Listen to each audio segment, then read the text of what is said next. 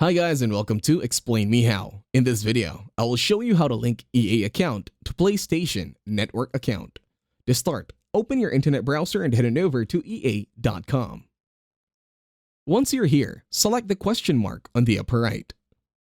In here, select EA Help.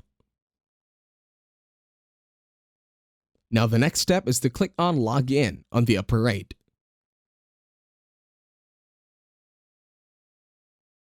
Once you are now on help.ea.com, scroll down this time.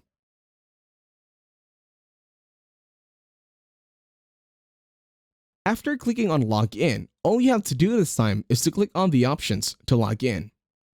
Then in here, you can use, for example, your Google, Facebook, Apple, Steam, or Xbox and PSN accounts.